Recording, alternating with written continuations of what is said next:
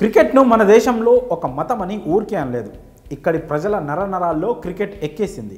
భారత్లోని దాదాపు ప్రతి ఒక్కరూ తమ జీవితంలో ఏదో ఒక దశలో బాల్ పట్టి బౌలింగ్ వేసిన వారే, బ్యాట్ పట్టి 4-6లు కొట్టిన వారే అని చెప్పడంలో ఏమాత్రం అతిశయోక్తి లేదు. గ్రామాలు నగరాలనే తేడా లేకుండా ప్రతి వీధిలో వాడలో ఎవరో ఒకరు క్రికెట్ ఆడుతూనే ఉంటారు. అంత ఫ్యాన్ బేస్ క్రేజ్ ఉంది కాబట్టి ఈ గేమ్ ద్వారా భారత క్రికెట్ బోర్డు ఖజానా నిండుతోంది. అటు బీసీసీఐ ఖజానా నింపుకోవడంతో పాటు ఇటు దేశ ఎకానమీ కూడా ఎంతో బలం చేకూరింది. ఒక్క టోర్నమెంట్తో మన దేశానికి దాదాపు 12,000 కోట్ల లాభం వచ్చిందంటే నమ్ముతారా? కానీ ఇది నిజం. ఒకే ఒక్క క్రికెట్ టోర్నీతో భారత ఎకానమీకి అంత లాభం చేకూరింది. మరి ఆ టోర్నీ ఏంటో, ఆ వివరాలు ఏంటో ఇప్పుడు తెలుసుకుందాం. గతేడాది భారత్ వేదికగా వన్డే వరల్డ్ కప్ 2023 జరిగిన సంగతి తెలిసిందే.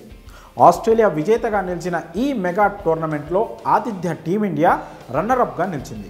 కప్పు పోయినా భారత ఎకానమీకి ఈ టోర్నీ ఎంతో లాభం చేకూర్చింది. మెగా టోర్నీ నిర్వహణ ద్వారా భారత ఆర్థిక వ్యవస్థలో ఏకంగా 11,637 కోట్ల రూపాయలు వచ్చి చేరాయి. ఇదే విషయాన్ని ఇంటర్నేషనల్ క్రికెట్ కౌన్సిల్ తాజాగా రిలీజ్ చేసిన రిపోర్ట్ వెల్లడించింది.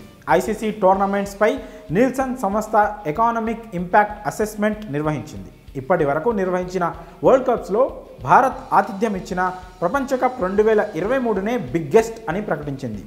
ఈ మెగా టోర్నీ ద్వారా భారత ఆర్థిక వ్యవస్థకు భారీ లాభం చేకూరిందని, క్రికెట్ పవర్ ఏంటో దీని ద్వారా అర్థమవుతుందని ఐసీసీ చీఫ్ ఎగ్జిక్యూటివ్ గేఫ్ అలార్డిక్ ఓ ప్రకటనలో తెలిపారు. వరల్డ్ కప్ 2023కి ఆతిథ్యం ఇచ్చిన సిటీలకు టూరిజం ద్వారా $861 మిలియన్ ఆదాయం వచ్చిందని ఐసీసీ పేర్కొంది. మెగా టోర్నీలోని మ్యాచ్లకు దేశంతో పాటు విదేశాల నుంచి భారీగా క్రికెట్ లవర్స్, ఫ్యాన్స్, ఆడియన్స్ తరలి వచ్చారు.